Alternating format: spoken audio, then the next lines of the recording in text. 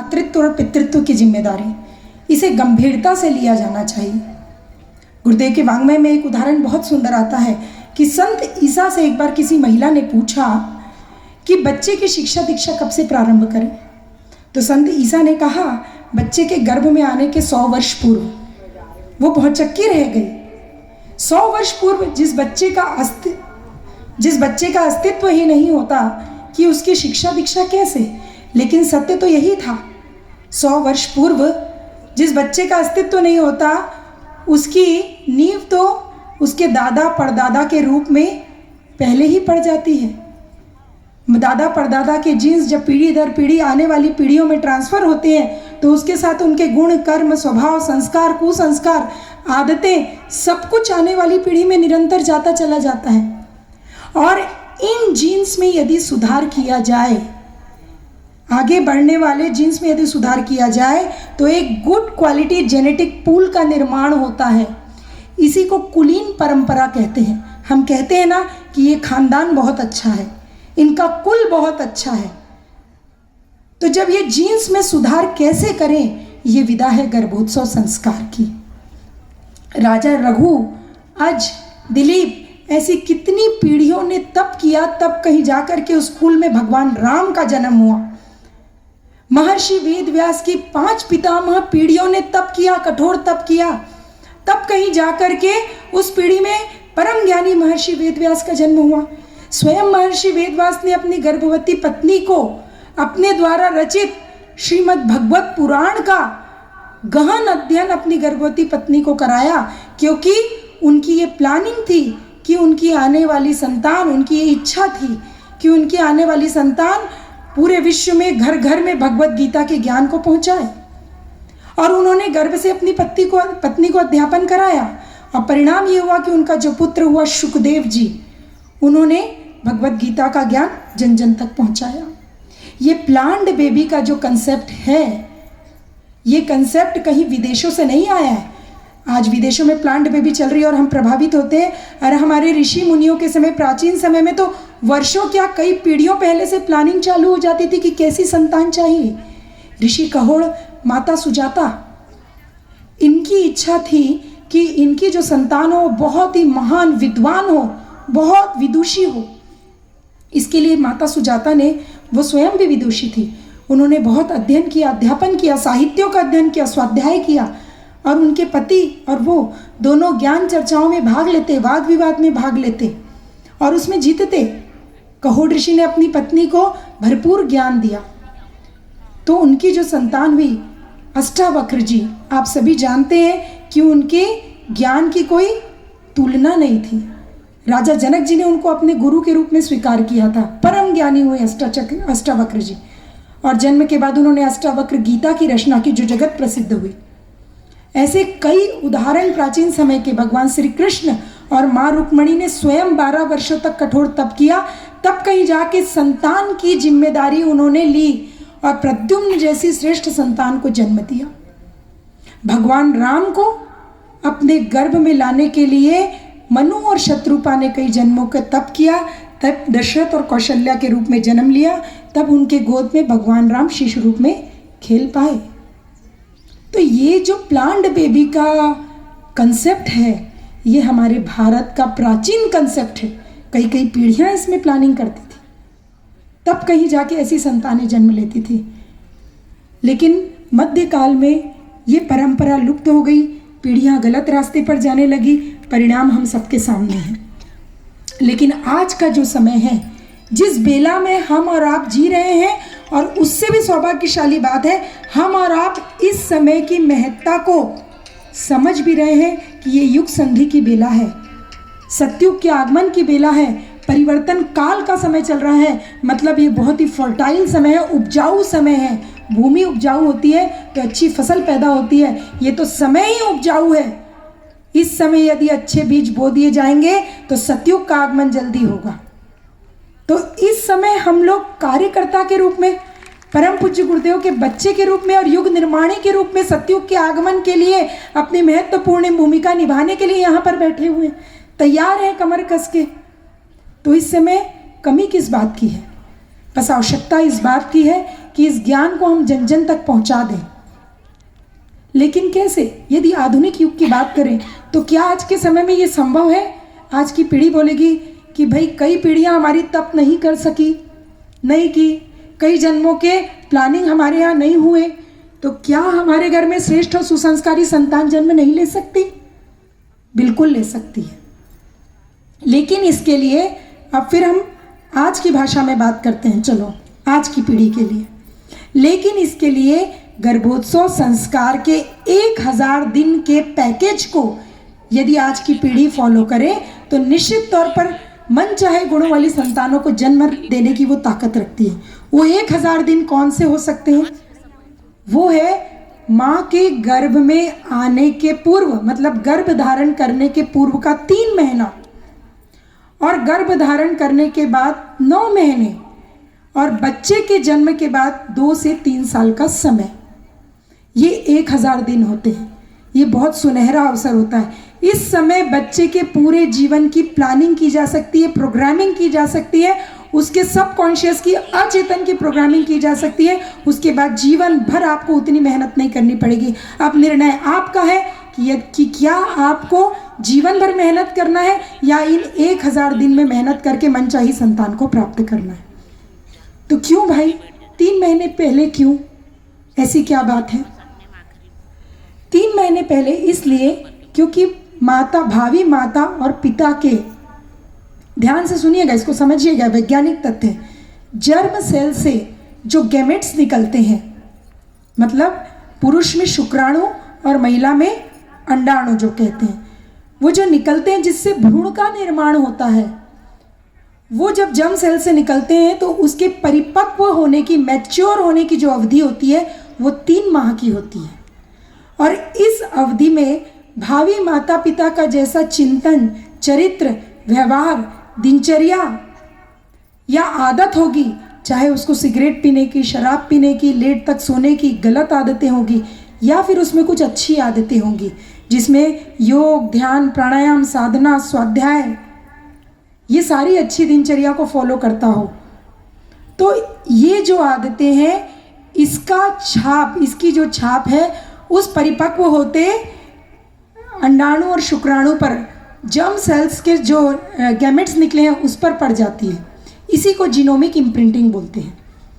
कहने का मतलब है भ्रूण के तैयार होने के पहले ही जो गैमेट्स हैं वो अपने माता पिता के आचार विचार व्यवहार की छाप लेकर के, पहले ही उसकी इम्प्रिंटिंग हो गई, वो लेकर के आता है और उससे भ्रूण का निर्माण होता है।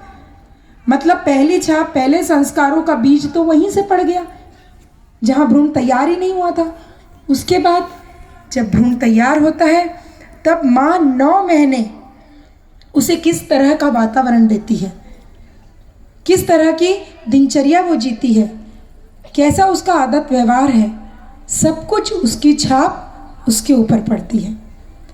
क्योंकि जब भ्रूण तैयार होता है, माँ गर्भवती होती है, उसके 19वें दिन पहला न्यूरॉन मस्तिष्क का बनने लग जाता है, इम्प्लिसिट मेमोरी आकार लेने लग जाती है, मतलब परमानेंट मेमोरी वहाँ बच्चे के अंदर अपना आकार लेना शुरू कर देती है, मतलब बच्चा सीखने की प्रक्रिया में आ जाता है। तो सोचिए 19वां दिन जब शायद माँ को ये पता ही नहीं होता कि उसने गर्भ धारण कर लिया है, उस समय उसके सीखने की प्रक्रिया का आधार बन गया। कितना महत्वपूर्ण समय होता है, ये समय ऐसे ही निकल जाता है। और बच्चे के 9 महीने उसने जो दिया उसे, उसके बाद बच्चे के जन्म के बाद 2 साल का समय, इस समय भी उसका सबकॉन्शियस माइंड, अचेतन मन काम करता है। तो उस समय भी बच्चे की हम प्रोग्रामिंग कर सकते हैं। तो ये पूरे 1000 दिन जो बच्चे को सिखाएंगे उसके आधार पर उसके व्यक्तित्व की नींव तैयार होती है, संपूर्ण व्यक्तित्व की।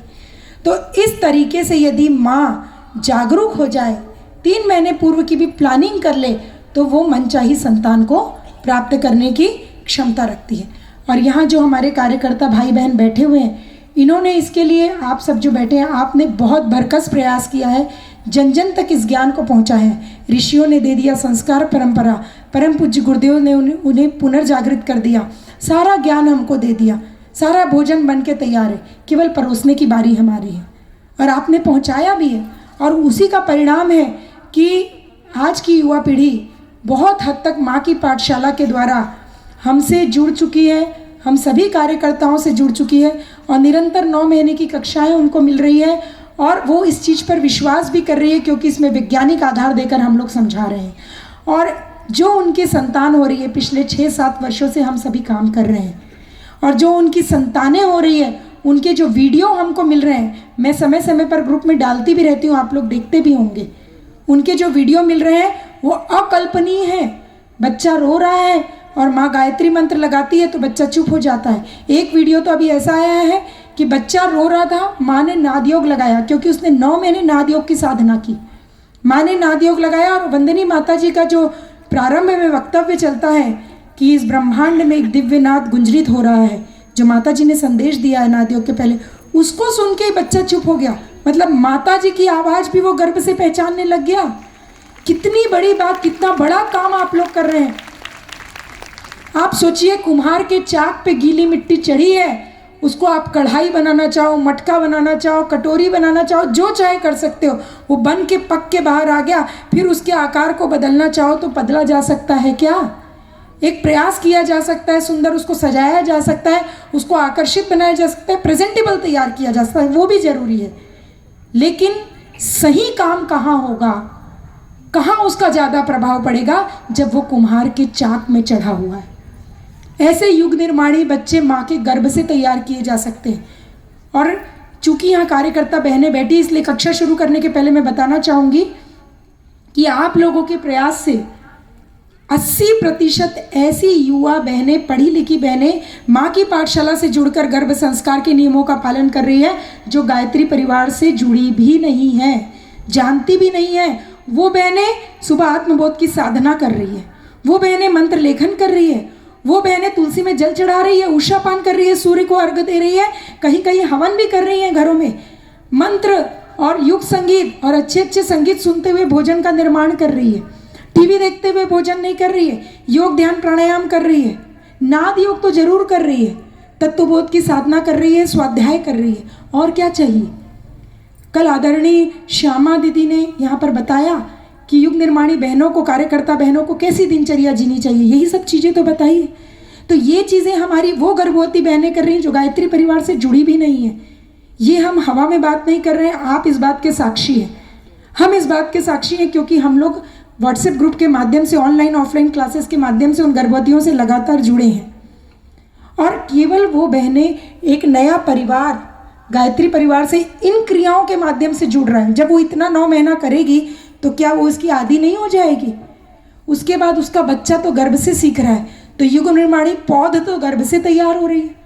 उसके बाद हम क्या करते हैं? उन गर्भवती बहनों को केवल गर्भ संस्कार करा के नहीं छोड़ते हैं, उन 9 महीने में उनको 10 संस्कार, जो गुरुदेव ने आज के समय में प्रासंगिक कहा है, उसके बारे में जानकारी दे रहे हैं। तो वो बहनें बच्चे के जन्म के बाद पूछती हैं कि इसका नामकरण संस्कार कराना है, तो हमारे इस शहर में या इस गांव में गायत्री परिवार का केंद्र कहाँ है, हमको एड्रेस दीजिए। वो नामकरण, मुंडन, अन्नप्राशन, विद्यारंभ, यहाँ तक कि कई बच्चों के अब जन्मदिन संस्कार भी बनने चालू हो गए। इतने सालों से काम चल रहा है। तो ये समय समय पर बच्चों के संस्कार भी करा रही हैं। तो ये युग निर्माणी बच्चे गर्भ से क्या हम लोग तैयार नहीं कर रहे?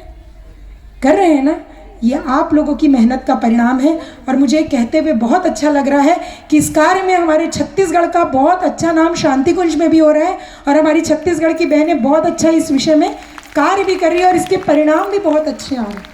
और ये जो वीडियोज़ आ रहे हैं, हम निरंतर शांति कुंज भेज भी रहे हैं। तो बहनों, मैं इसलिए ये बात बता रही हूँ कि आप ये छोटा मोटा काम नहीं कर रही हैं।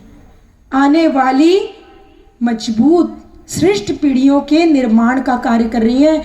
भगवत गीता कहीं बैठती है तो कृष्ण जन्मोत्सव मनाया जाता है, हम लोग बहुत खुशी से उस कृष्ण जन्मोत्सव को मनाते हैं। अरे हम तो युग परिवर्तन की उस बेला में जी रहे हैं जहां हमारे छोटे से प्रयास से घर घर साक्षात कृष्ण जन्म ले सकते हैं, और ले रहे हैं।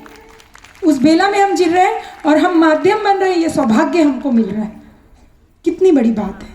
तो आइए इस ज्ञान विज्ञान को हम समझते हैं। हम जो कार्य करें, आपने प्रशिक्षण लिया, लेकिन फिर से हम इन चीज़ों को नए सिरे से समझने का प्रयास करते हैं।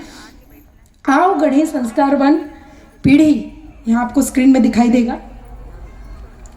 गर्भोत्सव संस्कार। बहनों, हमारा देश तो पर्वों और उत्सवों का देश है। यहाँ जन्माष्टमी हो, रामनवमी हो, बुद्ध उत्सव हो, महावीर स्वामी का जन्मोत्सव हो, सारे उत्सव, नवरात्रि का उत्सव हो, दिवाली का उत्सव हो, सब कुछ उत्सव के रूप में मनाया जाता है हर त्यौहार।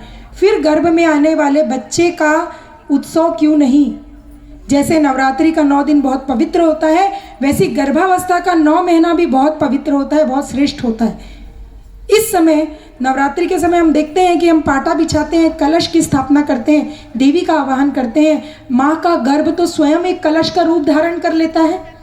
कलश में जल होता है, माँ के गर्भ में जल होता है, और उस कलश के जल में देवी और देव शक्तियों का आवाहन होता है, और माँ के कलश रूपी गर्भ में, जल में स्वयं परमात्मा का एक अंश आत्मा के रूप में आता है। तो क्या ये 9 महीना नवरात्रि के जितना पवित्र नहीं है, श्रेष्ठ नहीं है? तो इस समय हमको इसे गर्भोत्सव के रूप में मनाना चाहिए, खुशी और उल्लास के रूप में। तब तो सज्जन, सुशील, प्रतिभाशाली, समुन्नत और सभ्य पीढ़ी का स्वप्न साकार हो पाएगा। बच्चा जब माँ के गर्भ में आता है, पिछले कई जन्मों की यात्रा करके आता है। एक शरीर छोड़ देता है, दूसरा शरीर उसे मिला नहीं होता, और माँ के गर्भ में वो आत्मा प्रवेश करती है। तो श्रीमद् भगवद गीता भी ये बात कहती है कि ये शरीर जब छूटता है, ये आत्मा जब बाहर निकलती है, तो अपने साथ कुछ नहीं ले जाती, लेकिन 3 चीज़ें ले जाती है। पिछले कई जन्मों में अर्जित किए हुए ज्ञान, कर्म और संस्कार की छाप लेकर के वो आत्मा निकलती है, और वो अगले जन्म में उसी के अनुसार अपने माता पिता और परिवार का चयन करती है। और जब वो अगले जन्म में जाती है किसी माँ के गर्भ में, तो वो संस्कार, अच्छे बुरे संस्कारों की छाप लेकर के आती है। तो इसमें जो बुरे संस्कार, उसका निवारण कैसे करें, इसके लिए ऋषियों ने बहुत सुंदर पद्धति दी है। उसके पहले मैं आपको बता दूं, आज वैज्ञानिक शोध में PIGD पद्धति आई है, प्री इम्प्लांटेशन जेनेटिक डायग्नोस। मतलब भ्रूण जब गर्भ में होता है, उसके जेनेटिक कोड को पढ़ करके उसमें आने वाली बीमारियों को वहीं से उसकी जड़ खत्म कर दी जा सकती है। ये पद्धति विकसित हो गई है विज्ञान में। गर्भ से ही आनुवांशिक बीमारियां जो आ रही है, उसकी जड़ खत्म कर दी जाती है। तो फिर गर्भ में आनुवांशिक यदि कोई बुरे संस्कार आ रहे हैं, बुरी आदत आ रही है, क्या उसको खत्म करने के लिए हमारे ऋषियों ने कोई विधा नहीं दी होगी? वो तो रिसर्चर रहे हैं। जी हाँ, उन्होंने भी विधा दी है, गर्भ संस्कार की विधा। और उस विधा के द्वारा गर्भ में ही बच्चे के कुसंस्कारों को निकाला जा सकता है। इसीलिए उन्होंने संस्कार पद्धति दी है, जो समय समय पर कराया जाता है। और इस संस्कार का बच्चे की मानसिक स्थिति, जेनेटिक कोड और एंडोक्राइनल सिस्टम, मतलब उसकी ग्रंथियों पर बहुत गहरा प्रभाव पड़ता है।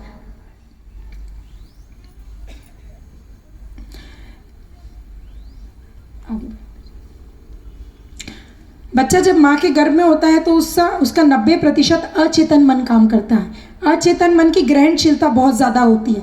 उसका अचेतन मन एक स्टोर हाउस की तरह काम करता है।